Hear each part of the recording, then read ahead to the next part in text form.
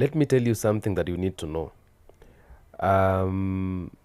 When Ibrahim Traore took power in Burkina Faso, he came up with some things. I want you to watch this video, but before you watch this video, I want you to listen to understand this. When Ibrahim Traore took power in Burkina Faso, he came with he implemented some things, and he came with some rules.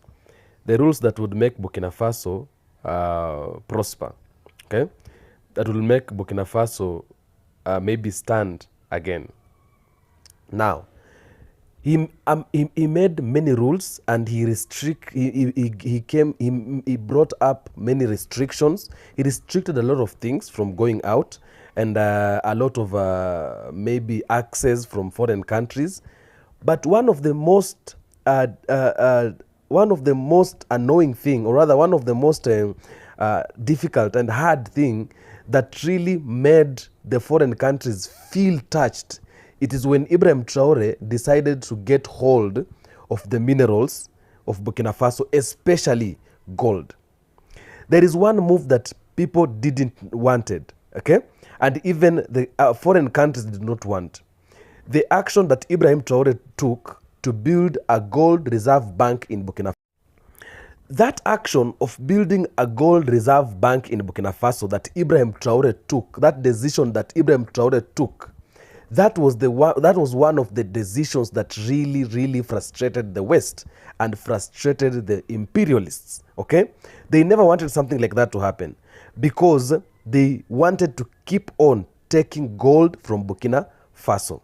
And now, if you want to know that African gold and African minerals is really wanted by the West, I want you to check this video, and I want you to follow up on what Western countries are now doing, or rather what Western countries are now doing in Burkina Faso. They are trying to make Ibrahim Traore look like a bad person. They are trying to make him look like a terrorist. As we are speaking right now, they are saying that Ibrahim Traore is using the gold in Burkina Faso to protect himself and to defend himself on his regime. Okay? So they want him to release gold. In short, they want him to release gold. But Ibrahim Traore has decided he is not going to release any single mineral in Burkina Faso. So because they've tried assassinating Ibrahim Traore and it has been difficult for them to assassinate him, now they are plotting him as a terrorist and they want to come and take him by force. That is what they want to do. That is why USA is now bringing up on board allegations that Traore is misusing gold. He is using the gold in Burkina Faso for selfish gains. He is using it to do terrorism and all that. That is what they are saying. I want you to watch this video and then tell me in the comment section, what do you think about this issue and how are you taking this issue? I'll do my best to make sure I read all the comments and give a response where possible. I am Atamba Hate, and this is African Streamline. Thank you so much for tuning in, and thank you so much for being here. Without further ado, let's get after the video. In a shocking and unexpected move, the US has launched a vicious attack accusing Captain Ibrahim Traore of misusing Burkina Faso's precious gold reserves to protect his so-called junta regime. To add insult to injury, a Level 4 travel advisory has been issued, citing terrorism, crime and kidnapping in a clear attempt to smear the nation's reputation and isolate it globally. But hear this, Burkina Faso stands unbowed. Under Captain Traore's bold leadership, the country is seizing control of its future, and no Western propaganda can extinguish its fire. Hit that like button, subscribe, and join me as we expose the truth behind this escalating tension. On April the 15th, 2025, the Burkinabe Ministry of Foreign Affairs dropped a bombshell press release, rejecting baseless accusations hurled by General Michael Langley, head of the US Africa Command, AFRICOM, during a session with the US Senate Armed Services Committee. Langley had the audacity to claim that Burkina Faso's gold reserves, our gold, the wealth of our land, are being used to protect the junta regime rather than benefiting the Burkinabe people. And as if that wasn't enough, the very next day, the US Embassy in Ouagadougou issued a Level 4 travel advisory, warning American citizens against traveling to Burkina Faso, citing terrorism, crime and kidnapping. Coincidence? I think not. As the great Franklin D. Roosevelt once said, In politics, nothing happens by accident. If it happens, you can bet it was planned that way. This is a calculated move, my people, and we're about to break it down. Let's set the scene. During a Senate Armed Services Committee hearing, Chairman Roger Wicker posed a loaded question to General Langley, asking if there are instances where the elite of a country use national resources to protect themselves while the populace suffers. Wicker called this corruption. Langley, without hesitation, pointed his finger at Captain Ibrahim Traore, accusing him of siphoning Burkina Faso's gold reserves to shield his so-called junta regime. These are fighting words, and they strike at the heart of Burkina Faso's new sovereignist dynamic, a dynamic that has the West trembling in their boots. The Burkinabe Foreign Ministry didn't mince words in its response. In a scathing statement, they condemned Langley's remarks as frivolous, unfounded, and eminently political, arguing that his claims deliberately undermine Burkina Faso's bold efforts to reclaim control of its resources and chart its own destiny. The ministry declared, by asserting that Burkina Faso's mineral resources, as well as certain revenues from cooperation with the People's Republic of China, would not benefit the population and would instead serve to protect the current regime, General Langley adopted a stance that deliberately denies Burkina Faso's new sovereignist dynamic. Let's be clear, this isn't just an attack on Captain Traore, it's an attack on the Burkinabe people, on African sovereignty, and on the very idea that we can govern ourselves without Western interference.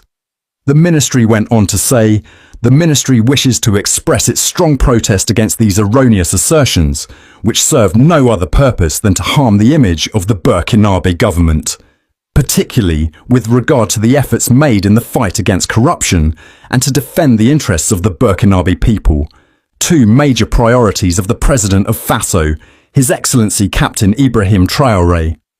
Now, let's talk about Captain Ibrahim Traore, the 37-year-old revolutionary who has become a beacon of hope not just for Burkina Faso, but for the entire continent. Since taking power in 2022, Traore has been relentless in his mission to transform Burkina Faso into a self-reliant, prosperous nation. Unlike the corrupt elites the West loves to prop up, Traore doesn't live like a king. Do you know how much he earns? A measly 500,000 CFA francs per month, the salary of an army captain, not a president. Show me another African leader who has forsaken the lavish perks of the presidency for the humble wages of a soldier. You can't, because there's none. Yet, General Langley has the nerve to accuse this man of corruption. The hypocrisy is staggering. Traore has waived the privileges of the presidency, living modestly while pouring his energy into uplifting his people. The Burkinabe government has made it crystal clear. Since his accession to the highest office, His Excellency Captain Ibrahim Traore has worked resolutely to improve public governance.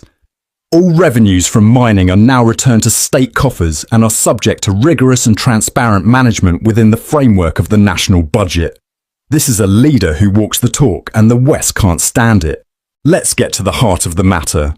Burkina Faso's gold reserves. General Langley seems awfully concerned about how Burkina Faso is managing its own resources. But let me ask you this. Is Burkina Faso's gold America's property? Is it Langley's personal piggy bank? No, it belongs to the Burkinabe people, and they have every right to use it as they see fit. Even if, and this is a big if, Burkina Faso were using its gold to protect Captain Traore, what's wrong with that? Is it not their sovereign right to prioritize the security of their leader, especially in a region plagued by terrorism and foreign-backed destabilization? The West's obsession with Burkina Faso's gold isn't new. For decades, European powers and their allies have plundered Africa's resources, leaving our people in poverty while they build empires. But Captain Traore has said, enough is enough. In a bold move last year, he halted gold exports, declaring that Burkina Faso's gold would no longer be sent abroad for processing. Instead, it will be used to back the nation's currency, a revolutionary step toward economic independence. This is the kind of leadership that terrifies the West, because it threatens their stranglehold on our economies. And let's not forget the timing of Langley's accusations. They come just as Burkina Faso is deepening its ties with the People's Republic of China, a partner that respects African sovereignty and doesn't lecture us on how to run our affairs. The Burkinabe Foreign Ministry called out Langley's attempt to smear this cooperation, stating that his remarks serve no other purpose than to harm the image of the Burkinabe government.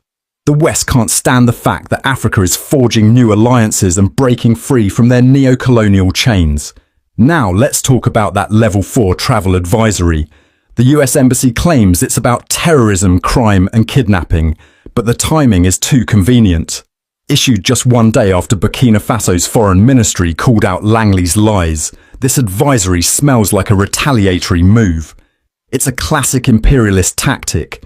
Smear a nation's reputation, scare off investors and tourists, and isolate it on the global stage. But Burkina Faso isn't some banana republic that will bow to pressure. Under Traore's leadership, the country is fighting back against terrorism, strengthening its military, and building a future for its people. The US wants us to believe that Burkina Faso is a dangerous, unstable place. But let me ask you, who's fueling the instability in the Sahel? Who's been arming proxy groups and sowing chaos to keep Africa dependent on Western aid and security? The fingerprints of Western intelligence agencies are all over the region's conflicts, and now they have the gall to point fingers at Traore for protecting his nation. The hypocrisy is enough to make your blood boil. Make no mistake, Captain Ibrahim Traore is a modern-day revolutionary in the mould of Thomas Sankara and Muammar Gaddafi, leaders who dared to dream of a free and prosperous Africa. And like Sankara and Gaddafi, Traore is a target because he refuses to play by the West's rules. The US and its allies want him gone, just as they wanted Sankara gone when they orchestrated his assassination in 1987. That's why they're so fixated on his security arrangements. They don't want a protected leader. They want a vulnerable one who can be easily eliminated. But here's what General Langley and his puppet masters don't understand. The people of Burkina Faso love their captain. From Ouagadougou to Accra, Traore is a continental icon.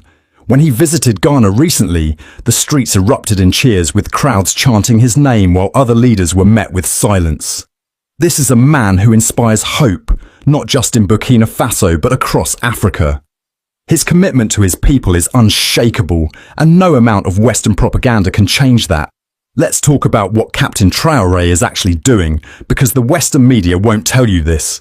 Since taking power, he has launched sweeping reforms to transform Burkina Faso into a beacon of self-reliance.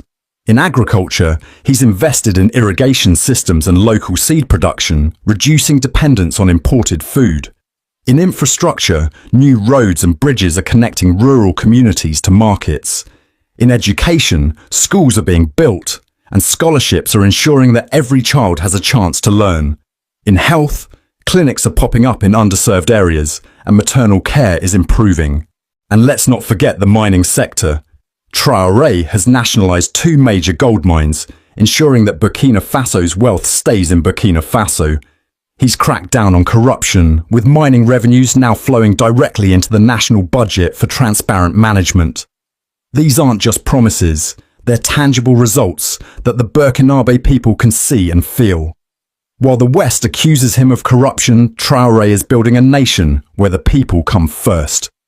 The West thinks it can bully Burkina Faso into submission with sanctions and smear campaigns, but they're only shooting themselves in the foot.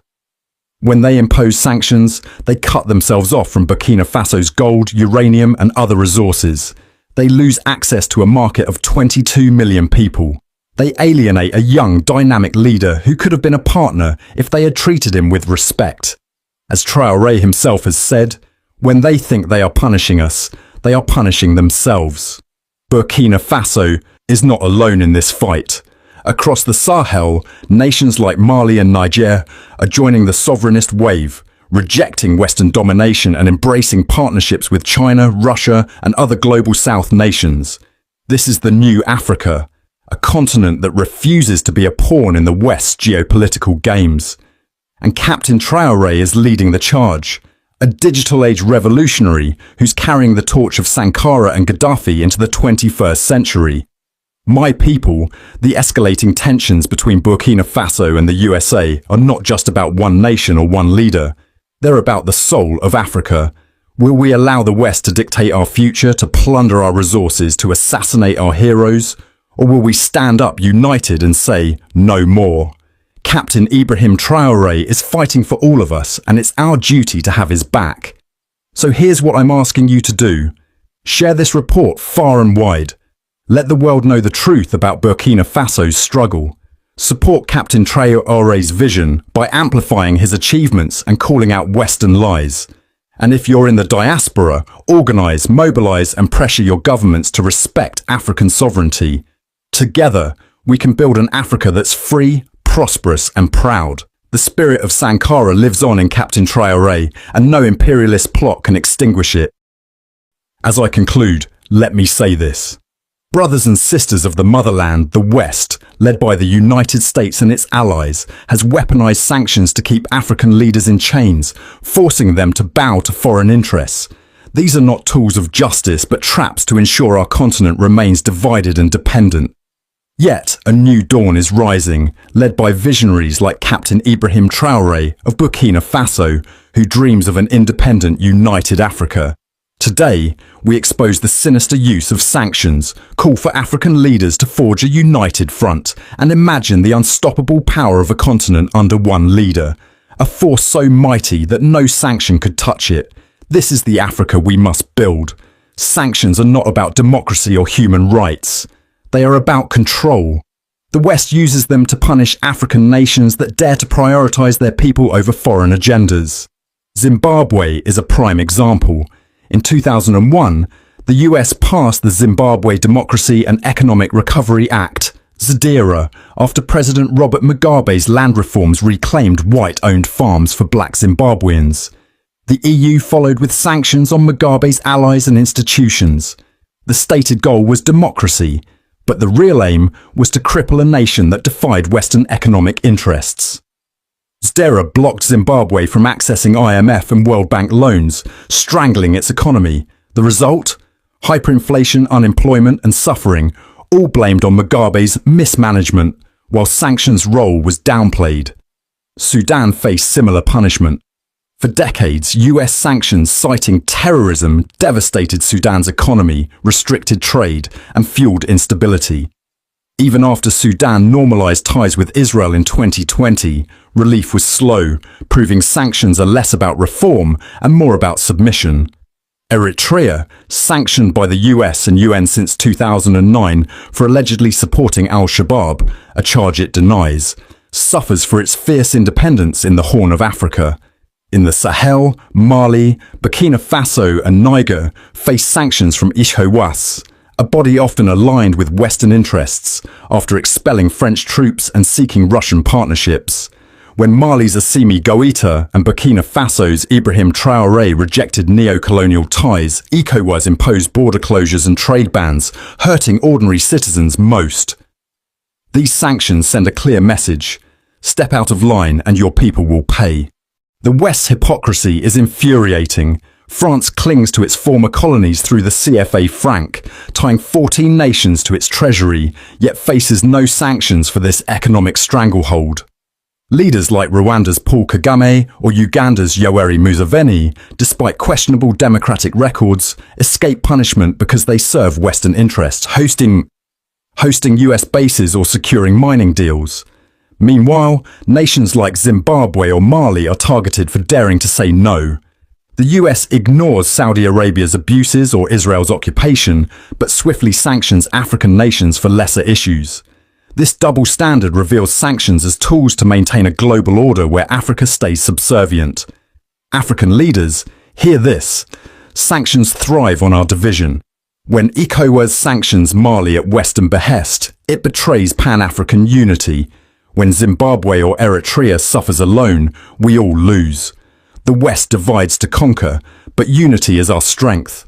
The African Union, AU, with 54 member states, could be a fortress against coercion. Imagine an AU that counters sanctions with intra-African trade, a shared currency, and mutual defence. The African Continental Free Trade Area, AFCFTA, is a start, but we need more.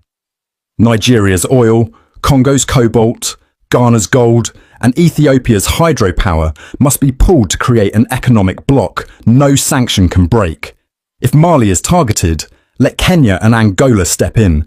If Zimbabwe is isolated, let Algeria and South Africa provide trade.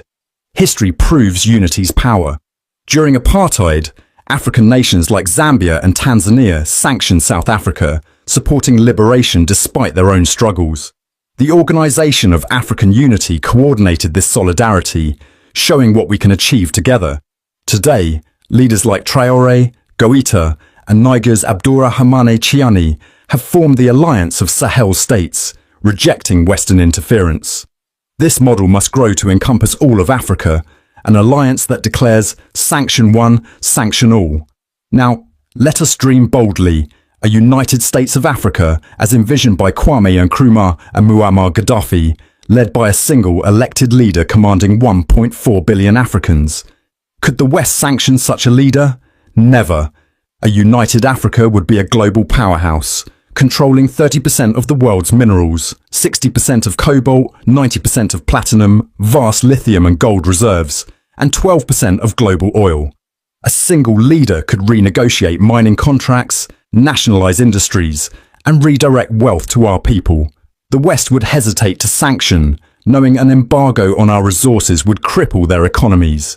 This leader, accountable to a Pan-African parliament, would harness Africa's youthful population, projected to hit 2.5 billion by 2050, for industrialization and innovation. They would resolve conflicts like Sudan's war or Congo's militias through African mediation, not Western troops. The US sanctions Zimbabwe because it's small. It would never sanction a united Africa, too vital to global markets to isolate. In Burkina Faso, Captain Ibrahim Traore is showing the way. At 37, he has expelled French troops, rejected neo-colonial agreements, and partnered with Russia and Turkey. When the US cut USAID, Traore invested in agriculture, buying tractors and building factories to feed his people. His government has launched mobile clinics and curbed illicit gold exports. Living on a captain's salary, he rejects the lavish lifestyles of corrupt leaders. At the 2023 Russia-Africa Summit, he declared, "We must stop dancing to the imperialist tune." His Burkina Faso is a beacon of independence, but he needs allies to scale this vision continent-wide. African leaders convene an AU summit to reject sanctions, create a charter of sovereignty, a fund for sanctioned nations, and a trade network to defy isolation. Demand the lifting of sanctions on Zimbabwe, Eritrea, and others, and warn that new sanctions will face retaliation. Leaders, the youth, 60% of Africa's population demand courage. They rally behind Traore because he fights for them. Betray them, and you lose them. Unite, and you gain their power. To the people, hold leaders accountable. March, organize, demand. To the diaspora, amplify our struggle and invest in our future. Together, we can build an Africa no sanction can touch. Imagine the day when a single African leader, backed by a united continent, faces the West and says, "Sanction me and you get nothing in return." The US and EU would falter, knowing that Africa's minerals, markets and manpower are no longer theirs to exploit. This leader would command a military drawn from 54 nations, an economy rivaling China's, and a cultural renaissance that reclaims our stolen heritage. The West's sanctions would crumble, not because they lack force, but because Africa's unity would render them irrelevant. Brothers and sisters, the shackles of Western sanctions will not break themselves. The US and its allies wield these weapons to keep our leaders pliant and our continent divided, but we are not powerless. The dream of a united Africa, a single sovereign nation under one visionary leader, is our salvation. Imagine that leader, backed by 1.4 billion Africans, staring down the West and declaring, "Sanction me and you lose everything." Our cobalt, gold, oil and markets would make their threats hollow. Captain Ibrahim Traore lights the path, showing that independence is possible when we prioritize our people over foreign masters. African leaders cast aside petty rivalries and unite under the AU's banner. Create a fortress of solidarity where no sanction can penetrate and no nation stands alone. To the people, rise up. Demand leaders who embody Traore's courage. To the diaspora, return and build with us. This is our moment to forge an Africa that feeds itself, defends itself, and bows to no one. Let us seize it, for as Sankara warned, a slave who does not revolt deserves no pity. Africa, unite. Our freedom awaits.